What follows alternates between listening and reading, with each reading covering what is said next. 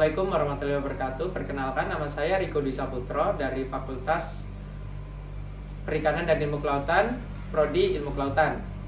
Di sini saya akan mewawancarai teman saya, seorang konten kreator.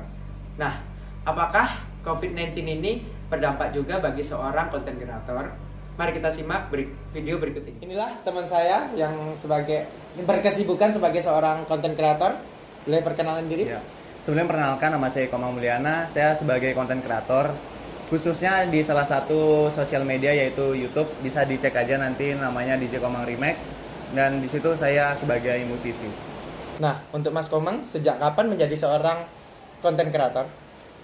Untuk awal mula sih berawal dari saat saya SMA nih, kan kita kelas 2 SMA semester 2 itu mulai sekolah online. Nah, jadi semenjak saat itu saya berpikir kenapa nggak coba jadi konten kreator aja, jadi mulai remake musik. Dan awalnya itu beli laptop kan, beli laptop itu untuk kuliah, untuk kuliah lagi, maksudnya untuk ngurus tugas-tugas sekolah seperti misalnya buat makalah. Nah, tapi sempat buka YouTube nih, jadi kan tertarik sama yang namanya dunia entertain, jadi coba-coba berkarya di situ, suka sama musik juga, jadi mulai remake lagu. Dan akhirnya sampai sekarang. Sekarang ya. Kenapa sih Mas Komang itu memilih menjadi seorang konten kreator musik? Kenapa tidak video-video lain atau game? Pada masa itu kan game itu sangat viral-viralnya lah, bisa dibilang. Awal mulanya sih pengen coba game, cuma karena rasanya kurang tertarik, jadi memang lebih minatnya ini sesuai juga sama bakat ya. Jadi lebih tertarik untuk di dunia musik aja. Oke, siap. Oke, untuk menjadi seorang konten kreator musik nih ya, keluh kesahnya menjadi seorang konten kreator musik itu gimana itu ya? Kalau keluh kesah banyak sih, jadi kan kalau dunia musik itu pasti yang namanya perlu inspirasi lah ya, inspirasi, terus mencari ide sendiri. Kalau dalam remake ya pasti kan namanya juga remake dari karya orang, kita coba buat yang baru atau mendaurnya agar nggak sama kayak karya aslinya, jadi dibuat versi kita sendiri gitu. Jadi agar ada identiknya dari ya, Mas Komangnya itu ya. Jadi kita sebelumnya juga wajib izin. Nah, keluh kesahnya itu di mana saat kita remake nih kan, remake lagu, terus kita nggak izin nih, jadi bakal kena take down nggak nih sama yang punya lagu. Jadi wajib izin. Pernah juga pengalaman di take down lagunya.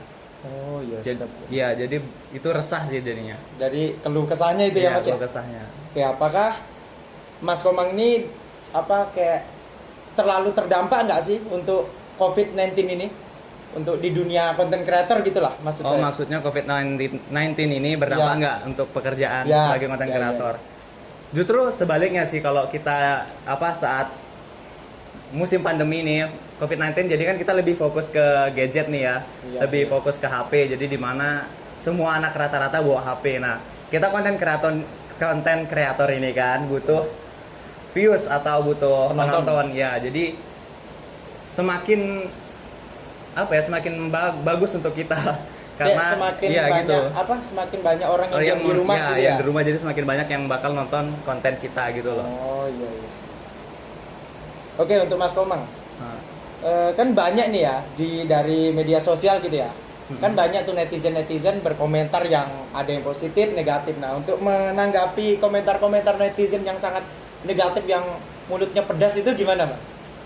Sebenarnya kalau dari saya sendiri ya, saya nggak pernah mau banyak baca-baca komentar. Jadi komentar yang negatif itu justru saya filter. Jadi di situ ada sistemnya filter. Untuk yang negatif saya nggak tampilkan, karena kita fokus untuk orang-orang yang suka sama karya kita aja. Yang mensupport ya, Bang? Iya, yang mensupport aja gitu. Jadi kesimpulannya kayak COVID-19 ini malah bagus ya untuk dunia para konten kreator gitu ya, khususnya di YouTube atau apa sebagainya gitu ya. Bukannya gimana, tapi memang jujur ya, ini memang COVID-19 justru malah membuat konten kreator itu jadi lebih semangat untuk buat karya tuh, karena makin banyak yang nonton. Tapi karyanya itu yang setidaknya positif lah ya. Jangan sampai buat karya negatif. Kan banyak juga bocil-bocil atau anak-anak yang di bawah umur nonton gitu. Oh iya. Jadi intinya COVID-19 ini ada juga dampak positifnya. Ya. Oke, untuk pertanyaan selanjutnya Mas. Ya. Apakah orang tua Anda itu mensupport Anda dari membuat YouTube yang baru pertama kali, atau sudah besar gini baru disupport gitu Mas? Ya. Oh, kalau awal-awal sih juga sempat dimarahin ya. Dimarahin ya? Ya, awal-awal dimarahin juga karena sibuk terus di laptop aja, lihat laptop aja tiap hari, dikira kita main apa kan. Oh iya. Nah, tapi kita kasih paham aja, maksudnya itu beri penjelasan ke orang tua lah, bahwa kita tuh sebenarnya bikin ini, nah konten kreator itu ya setidaknya bagus lah daripada kita main game kan yang kadang bikin Emosi malah ya Mas. ya bikin emosi. Orang tua juga kan bilangnya nggak ada guna lah main Iya. game. Itu cuma selingan aja, kalau mau main game main game. Untuk menjadi seorang YouTuber kayak konten kreator musik maksud saya kan, itu salah satu impian atau hanya keisengan atau kegabutan gitulah maksud saya gitu. Seperti yang saya bilang di awal tadi, sebenarnya itu cuma Iseng iseng ya? iseng Oh, aja. iya, Tapi tiba-tiba aja gitu, rame Langsung. lah, buat aja, lanjut aja, dilanjutkan aja gitu. Oke Mas, untuk planning kedepannya bagaimana ini? Untuk seumpamanya nih ya, Iya. mudah-mudahan jangan. Ya, Untuk di dunia YouTube atau konten kreator ini nggak sepenuhnya bakal naik nih grafiknya. Iya, nggak bakal Nah untuk naik. planning kedepannya itu bakal ngapain Mas Nen? Mas kalau untuk sekarang mungkin berpikiran kita bakal kita kan. Saya sendiri untuk bangun bisnis aja sih. Kalau sekarang kan fokusnya selama masih banyak nih yang nonton, masih bisa ngasilin, jadi kita tabung aja untuk masa depan. Jadi kedepannya bakal coba buat bisnis. Kebetulan kan sekarang lagi sawit ya. Sawit ya, jadi ya, kemungkinan di bakal kampung sawit. kumpul lahan lah. Oh iya. Oke Mas, untuk sepil lah sedikit untuk pendapatan lah, gimana? Per bulannya lah, gimana Mas? Ya cukup lah setidaknya. Cukup Kalau lah. soal gaji mas saya nggak bisa disebut. Oh iya. Privasi. Oh iya siap ya. Iya sih betul.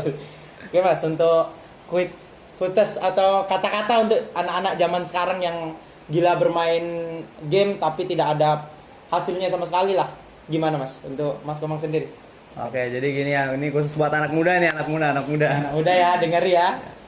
Jadi kalau memang kamu punya minat di game, cobalah ikut turnamen. Misalnya kamu udah cuma game untuk gabut-gabut aja, jangan diseringin.